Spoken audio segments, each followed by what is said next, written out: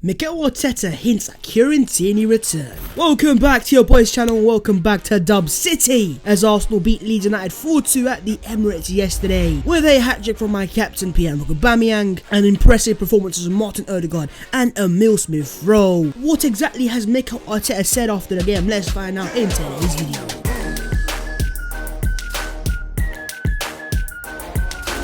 Yo, what is going on guys? My name is Babs14 and welcome back to your boys channel. To celebrate the beautiful dub last night, make sure to go down there and smash the like button, subscribe to the channel if you're new, and always let me know your thoughts in the comments below on the game itself. And with that being said, let's get into it. An Arsenal 4 Leeds 2 and some cheeky little Arsenal news today. First things first, let's get the post-match news from the Arsenal 4 Leeds 2 game. The first thing in discussion is Kieran Tierney, and could he be back fit for the game against Benfica on the Thursday? Well, Mikel Arteta on Tierney and Partey facing Benfica on Thursday has said it seems unlikely at the moment, but I don't know. Probably if there's one player who has got a bigger chance, it's Kieran, because in the next few days he can start doing some parts with the team. And so what Arteta has confirmed there is Tierney is set to return to training, and I've kind of alluded to this in the past that I low-key expect man like KT, Tesco's finest, to be available for the game on Thursday because of how long he's been out for, and you know he's been slowly phased back into the team, because there was never gonna be a chance of Tierney playing yesterday, because yesterday's game, with all the respect, means nothing in comparison to Europa League. And so with Thursday being the gargantuan game, just don't be surprised if Tierney comes back out of nowhere and hits us with a RKO, a beautiful RKO. But in terms of man like Thomas Partey, I'm not quite sure on this one. I'm not as optimistic, but as always we are praying to the Almighty and we are hoping that if these two are back fit for the Benfica game, it is a massive gargantuan boost, because if you add them to Odegaard and Smith Rowe and Aubameyang on fire as well, we could have some very beautiful scenes. But we shall see on Kieran Tierney and Thomas Partey on Thursday. Big game, massive game. I am nervous, and let's move on to Martin Odegaard and a fantastic Arsenal first start. And what did he have to say after the game? Well, first things first, on if he feels confident that he'll return to Spain after the season, he answered, "You never know what is going to happen, but for now I am focused on doing my best this season and helping the team as much as possible." Now those quotes there are very interesting, because it has caused a few Real Madrid fans to kind of think, hey, this guy's not coming back. And he's also had more quotes as well, by saying things like the way they took me into the team, my teammates, and the way they treated me, as well as the manager, everyone in the club. They've helped me since the first minute. As he says, I feel really comfortable and a part of the team, so it's easy to come into this team because of the way they are and the way they have treated me. I am really happy to be here and I'm proud to be a part of this team. Now does that sound like a person who wants to go back to Real Madrid? Not to me, my guys. And this here, you know what, it's interesting. And as has been confirmed by Fabrizio Romano in the past, that Arsenal are going to have discussions with Real Madrid at the end of the season. But in terms of his performance yesterday, yes, while it wasn't this world-class performance, it was simple and very effective. He was always making himself available, always trying to play the pass forwards, and I won't lie to you, seeing him and ESR play together behind the Aubameyang, you know, kind of reminisced me of the Arsene Wenger days of playing the amount of creative midfielders of Cazorla and Ozil, Ramsey. It was a throwback, and it did low-key bring a little tear to my eye, but lads, we're gonna have to see, and I think Odegaard will continue to grow, and it is something you love to see. Also, another thing you love to see is Emile Smith Rowe, and as has been confirmed, Emile Smith Rowe with 4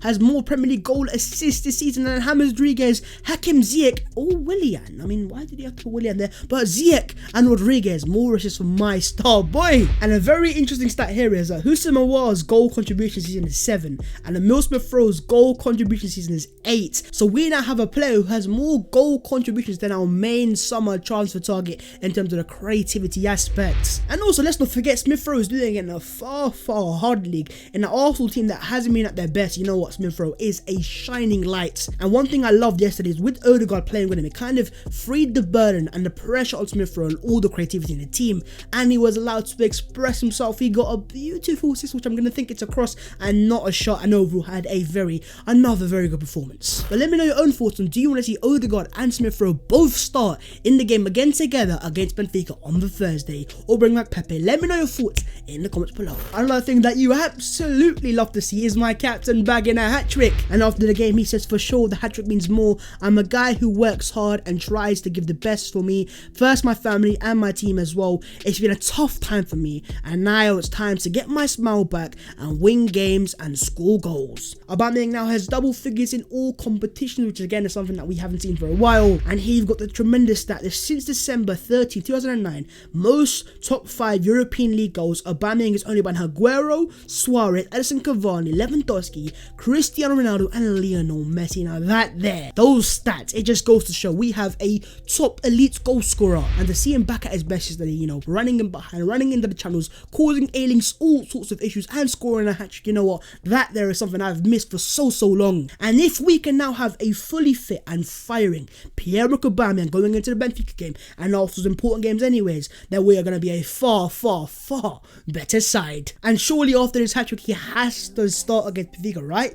Let me know your thoughts in the comments below. What front four would you go for in that crunch game on the Thursday? And one more thing that you definitely love to see is a dejected Ijan Alioski strolling past Nicolas Pepe during his warm-up after Leeds defender was subbed off in the second half. He was hooked off. The clown got hooked off in the 52nd minute. He had a 5.2 rating on SofaScore and Bukayo Saka ripped him a new one. Okay, Babs, just calm down. He is just a promoted player. I don't care. You're a clown. Let's move on. And that is the breakdown of the game itself. Tactically, one thing I was really impressed by in this game by Arsenal is how much we played around with Leeds. And tactically, I think we were set up to a perfect point. And this was even pointed out by Bielsa after the game, where he said Mikel Arteta had clearly prepared better for this game than his own team. And what Arsenal were doing quite often in the game was we were manipulating the man-marking press. And as they were coming on to us, we were dragging them into positions. And that's why starting Smith Rowe and Odegaard, there was constant rotations in midfield with Ceballos running forwards past Odegaard. And Odegaard always played as this central midfielder in the game. And as is perfectly summed up here, the AFC build-up shape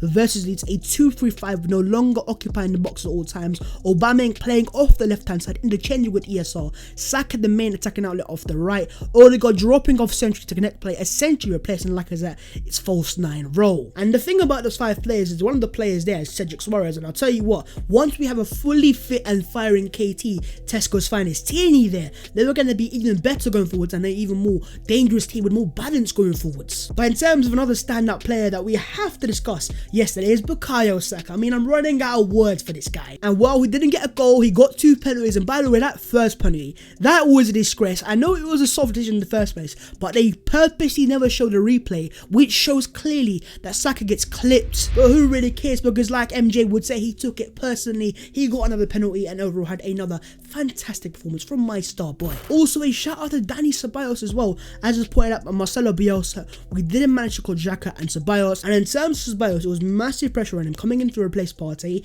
And to be fair to him, he did pretty well. Not only was he getting the ball back so many times in terms of getting the ball forwards and progressing it and playing 1-2s with Odegaard and Smith Rowe, it worked to a T. But overall, to summarize, we had the fluidity. We were fantastic in the press. We scored the early goals, and yes, we considered 2 as well. But overall, it was a very good performance, and hopefully we can continue this going into the game on the Thursday. But let me know your own thoughts on the game in the comments below. And one thing I love to know is how much of the players today would you like to see start on the Thursday? Aubameyang, Saka, Odegaard, Smith Rowe. Let me know your thoughts in the comments below. Moving on, lads, let's discuss some other Arsenal news. First things first, this is something that you hate to see, and that is Gabriel Martinelli. As pre-game yesterday, if you didn't quite know, his account got hacked by some Donny with a mask on. As it says here, Gabriel Martinelli gives an update on his Instagram story after his account was hacked this afternoon. Simply putting, I'm back, ha ha ha, thank you guys for the heart emoji, my star boy. Fantastic from my star boy, and it's good to see he's got his account back. But before the game, I was, you know, scared looking at this guy on his account with his mask on, and he had like this Dark Vader mask. He was playing some music. I mean, some people have so much time on their hands. Some Donnies just don't know what to do with their lives, so stop hacking people's accounts. And if you're a hacker, just do something else, you know, go play some FIFA, play some Call of Duty,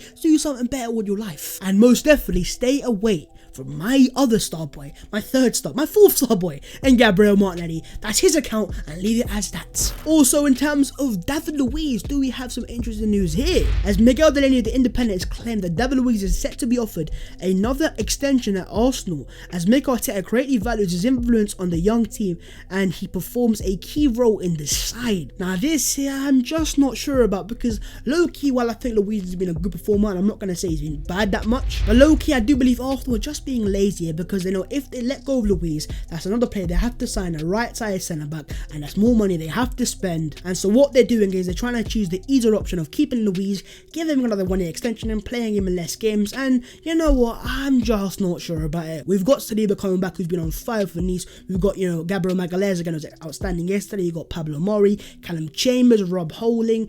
Do we really need David Luiz? I don't know. But then again, there are a few Arsenal fans that think this is a bit of a smart move. So let me know your own thoughts on David Luiz potentially staying at Arsenal past this season. Are you against it or are you for it? Let me know your thoughts in the comments below. But there you guys go. Latest Arsenal news today is all done and dusted. I hope you have enjoyed. And of course, if you have, make sure to go down there and smash the like button. Subscribe to the channel if you're new, and let me know your thoughts in the comments below on the game itself. If you could also follow my social media, the links are in the description below, and that would be massively appreciated. But there you guys go. Arsenal 4, Leeds United 2, and the latest Arsenal news today. And you know what? Alioski. Ha ha ha ha ha. Never talk about my club again, you clown. I'll see you later.